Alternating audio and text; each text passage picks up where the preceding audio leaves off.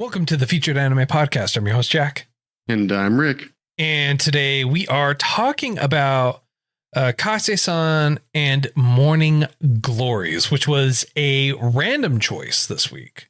Yeah, random is a good way to put it. Yeah, you know what? There is no better way to put it other than random. But before all that, unfortunately, there is no pre-show this week. We have some stuff kind of going on personally where we're not able to do that. So we're just kind of recording just the core episode this week. So I do apologize for the patrons that there is no pre-show, post-show, or anything like that this week. But we will be back to normal recording come this next episode. But we do have ways for you to be able to reach out to us. You can go to featureanimepodcast.com. All our contact information and everything like that on there is available for you to reach out to us. We are in Discord, and how you can join our Discord is going to be available on our website as well. And, you know, for when we do put out our bonus content and everything like that, we do have a Patreon, patreon.com/Featured Anime Podcast. $1 a month will get you access to that bonus content. And if you also want to buy yourself some nice tasty treats, we do have an affiliate link for you and a coupon code for Tokyo Treat. If you use the link in our show notes along with the coupon code Featured Anime, you'll get yourself $5 off your first Tokyo Treat box, and it helps support us and helps us grow. Or if you want to buy yourself some swanky swag, shop.featuredanimepodcast.com. And now on to the meat and potatoes. Kase-san and Morning Glories is a movie or OVA that aired in June 2018. Producer for it is Sotsu. Studio for it is Zexcs. It's based off of a manga. Genres for it are romance, school, shoujo, slice of life, and Yuri, or girl love, depending on how you want to try to say it. And it is just under an hour long. So it's just a couple of minutes under an hour long. Now, obviously, if you couldn't get it from the title, this movie revolves around Kase and Yuri, who are two high school girls that basically kind of fell in love with each other, and they're navigating, I guess, kind of their dating relationship habits and how they feel about each other and everything like that. What they ultimately want to do for their future, simply because they're about to go off to college, and so they're just trying to navigate the normal ins and outs of a young, budding, new relationship. And that's kind of what this whole thing's about. It's, if you're looking to follow and watch a really short, and I need to specify short, movie about adolescent love, this isn't bad. If you're going for entertainment, it might not be the best. Yeah. For the first 20 minutes of the hour show, there's a whole bunch of dialogue that doesn't quite seem necessary. And what I mean by that is it's a lot of, I'm such a ditz, I'm such a this, I'm such a that, I'm clumsy, I'm this, it's self-depreciating. Right. And it's mostly one-sided, right? Oh, 100%. So you have basically Yui's very girly girl. She's, likes cutesy things. She's not really heavily into sports or anything like that. Whereas of Kase, who is the other love interest in this anime, she's more of the jock type. She's very masculine in that, in a lot of her mannerisms and how she carries herself, but at the exact same time, she is very feminine in it too. So you see them also at the exact same time in how they're kind of navigating their relationships, how they're trying to interact with each other, with not only when they're apart, but when they're with each other. They're very new to the whole relationship idea for very young. And yeah. And they even state that it's their first relationship. Yeah. And which, it's when you're watching it, it's like, oh, it's very cute. It's this and that. But then as it goes on, you kind of go, well, some of those mannerisms or some of those things, it's like, now that I'm older looking at it, it's like, yeah, that's kind of creepy. And what's funny is they'll point it out themselves too. So Kase talks about, they're on the roof with Yui and she's talking to her, and we had talked about this just before we started recording, that Kase is like pointing out, it's just like, I used to watch you for a year from up here in the hopes that you would look at me. I would just spy you down there every day while you worked in the garden at the school. It's like, yes. And then she points out that she stalked her for a year, basically. So what's kind of cool is they're all obviously in high school. They're young, so it's not so much creepy as it is innocent fun, or at least it seems that way. Right. And one of the things that I found quite interesting and appealing in the movie is the fact that it's stated that, it's my first relationship, and that's more important than it's with a girl. And I was like, that's a refreshing take. It's not necessarily, you're not really focused on the semantics of the relationship so much as you're focused on how new and how it makes you feel. Right. And, it's like with any other relationship I like the idea for them trying to navigate and figure each other out, figuring out what makes the other person happy or comfortable and, going through the normal. I like how they portrayed the normal new relationship status, right? And it was kind of like that with Horimiya, right? Where they have that new relationship status style going on, but it was different for that, right? They had like entire chunks of time in Horimiya where they would skip 4 episodes, right? So it would be an episode and some time had gone by and you didn't get to see the true progression of that relationship. Whereas with this, you got to see that progression for the relationship. You got to see them learning about each other all the way through. And while there was, and you can tell that there was time skips on here, the time skips weren't, I feel, as pivotal simply because they didn't spend a lot of that time with each other. And when they did have meaningful contact with each other, it was always shown. Yeah, like there was one episode, or not episode, there was one short stint where they're like, oh, so-and-so's not in school today. And they're like, oh, that sucks. And then fast forward to the next day. So they even though there was time skips, like you mentioned, they did acknowledge that it was time that had passed rather than just automatically going, well, nope, next. Right. And it was kind of cool seeing the interaction between them as well as their surroundings. Everyone interacted. Everyone, like, you were more popular. Or our main character was more popular than you'd think, rather than she thinks. And she's really into horticulture. Horticulture, is that am I saying it right? Horticulture. I got the first part right. You were in the general area. Yeah, which I believe the movie itself derives its title from. But what's really neat is it's, even though it's the study of flowers and whatnot, it kind of shows the dedication or the type of personality more than most of the interactions do, I think. And they talk about they do talk about the achievements that were made by I forget her name. Yui or Kase? Yui. Okay. The flower girl. Yeah, Kase. Yui. Or Yui. No, yeah. Yui. Sorry. How she transformed this area from kind of a barren area to a lush garden, essentially. Yeah. And they acknowledge her hard work and stuff like that. I was like, that was really awesome. So it's a feel good movie. Very campy towards the end, though.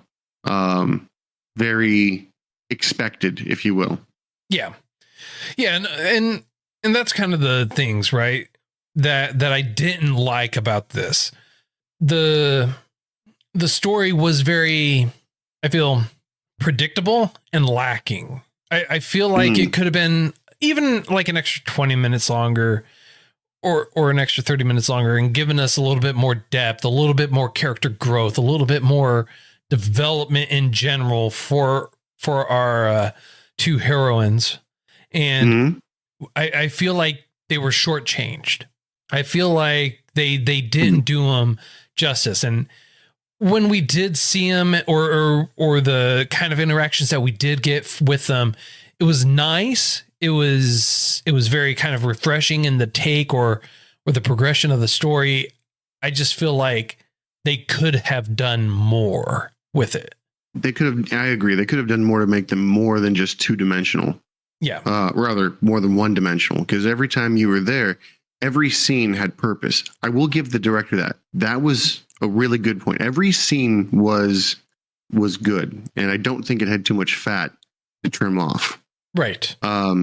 What I did find to be very, I'm not going to say refreshing because we already said refreshing, but a nice take was if you make some kind of connection to the main characters, you start to feel their anxiety almost in making the decision of, I have to choose between my first real relationship and the school I'm going to.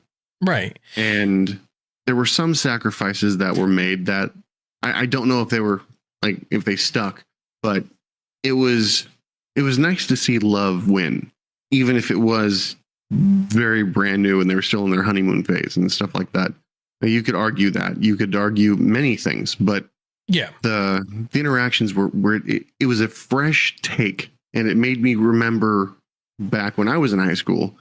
And granted, I didn't have nearly as colorful or eventful relationships like that, but watching my friends essentially suit up and go to colleges they were gunning for, and some of them were across the country, some of them were upstate, some of them didn't even have anything, and so you got that wider range, and it made me think of a lot of my friends in that regard.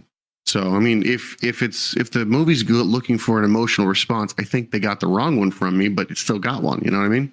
Yeah, no, and I like kind of the take that they went with it, right?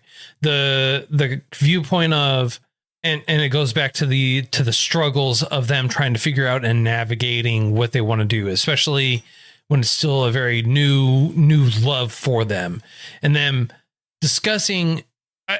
I would like, and I want to say it like this, right? I want to say that I love the fact that they portrayed them in a very mature, but yet adolescent manner. Does that make sense?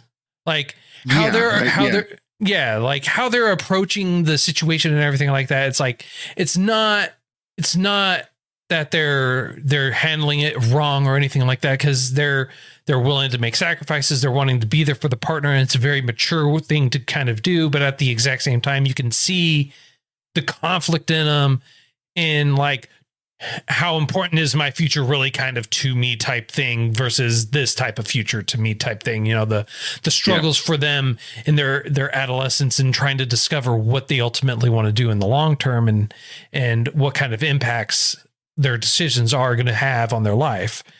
You know, that makes perfect sense. Yeah.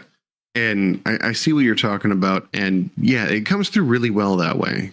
I know I'm beating a dead horse when I say this, but it really feels like they're using not necessarily a real world experience, but real interaction to gauge this. So whoever wrote this did a really good job. They probably pulled from their own experiences and whatnot, or what they've seen. Again, some parts were a bit campy, but overall it was literally, it reminded me of actual events that happened. And so that, it's not a bad movie. It's by any stretch. They've got decent music. They've got animation that it's not the best, but it fits, which I think is really important. Yeah, no, I honestly would have to agree with you. The music for this honestly fit really well for it. It didn't feel or seem like it was out of place at all at any point in time. In all honesty, it felt like it didn't feel like it was shoehorned into the anime, like so many other shows that we have watched and kind of drudged through. they really kind of dug through the story, or the just tried cramming in music. They're like, oh, well, we have to have something here to kind of help tie it in together. What do we have? We have some stock music in the back that we haven't used before. Let's just use that. Makes no sense to use it here, but let's go ahead and just use it here. For this show, for this movie, I am glad that they didn't do that. Yeah, no, I 100% agree with that. I think that would have taken away from what this movie actually brought, if that makes any sense. Like, I think it would have undermined the original feelings that it gave. Yeah. No, and I agree with that. The other thing that I really kind of liked about this, the other thing that I really enjoyed about this was the art, the background art. It was very tastefully done. It was wonderfully done. The background, the colors, how every scene for every area that they went to was unique. And for some of the scenes, it felt like they went with a different art style, and not that it detracted from it. It just helped, I feel like, emphasize what they wanted to emphasize, or it allowed you to kind of be drawn into the scenes for it. Yeah, it was tastefully done, and it was impressive enough to blend into the background, which is what you want. Yeah. It wasn't bad by any stretch of the imagination, but it wasn't so distracting. I think it wasn't so good it was distracting. It wasn't so bad it was distracting. Yeah. So it's definitely something that I would encourage other shows to do. Yes. No, and that's the other thing too. Even though it was short, it did a lot of stuff really, really well. I feel like what it didn't do well wasn't so magnificent. It wasn't so like glaring that it just made me dredge the show. And it allowed me to kind of like move past it and really kind of just enjoy the show for what it is. That makes sense. Now, would this be kind of like a movie that I would watch again? No. I mean, like, honestly, this is the kind of movie that I would watch. It's a one and done type of thing for me. I have no urge or desire to actually want to watch this again. It was good for the once, and that's about it. What about you? Would you watch this again? Would you give it another? No. All right. At the very most, I would watch it with my significant other, but beyond that, no. All right. Well, honestly, much like this movie, I don't. This is not going to be a long episode, and honestly, I don't have too much more I could really say about it. I mean, like, we've kind of hit every. We talked about the points, all the points. I feel like we really wanted to talk about. This isn't really a deep substance type of movie, and it's all surface. You know, it's like it's like M&Ms, they're good. They taste good. It's nice for, it's a nice little treat, but it provides you no substance, and it's not going to fill you up unless you eat a ton of it. But if you're buying a normal tiny little bag, like one of those little snack pack bags, yeah, that's about it. Mm-hmm. That's all this was. It was a snack pack. It was like, yeah, well, that was good, but I'm still hungry. Makes sense. All right. So on a scale. Sorry. One last thing I would add. Okay. Is if you do watch it, watch to the very, very end. Yes. After the credits, because there is a very, I'm not going to say eye-opening, but it's nice. It's a little bow tie on the present, if you will. Yes. That is the one thing that I will say. I mean, like, it doesn't have a solid hard end.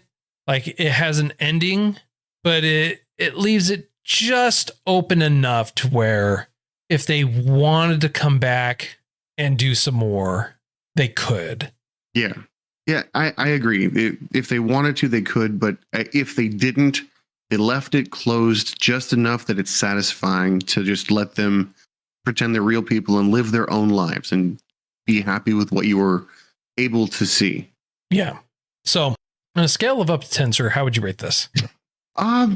Surprisingly, like, I was going to give it a 5 just because the first part dragged, but I got to give it like a 7 because I feel like it was not a waste of time.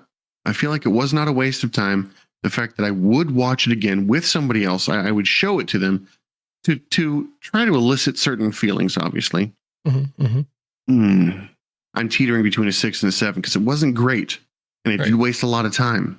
All right. Well, would you like to know my score? Give it a 6. Okay. I was going to 6. I was going to give it a 7. Reason why I'm giving it a 7 is because of all the positive points I had talked about for it. Right. The artwork was great. They didn't really kind of teeter on a lot of it. However, I do feel like the writing, while it was good, it was solid. I just feel like it could have been a little bit more fleshed out for the character development. I feel like the length could have been a lot longer. I most certainly would not watch it again. I mean, fair enough. Pure and simple. I just would not watch it again. But honestly, that's about it, right? Those are my big critiques for it.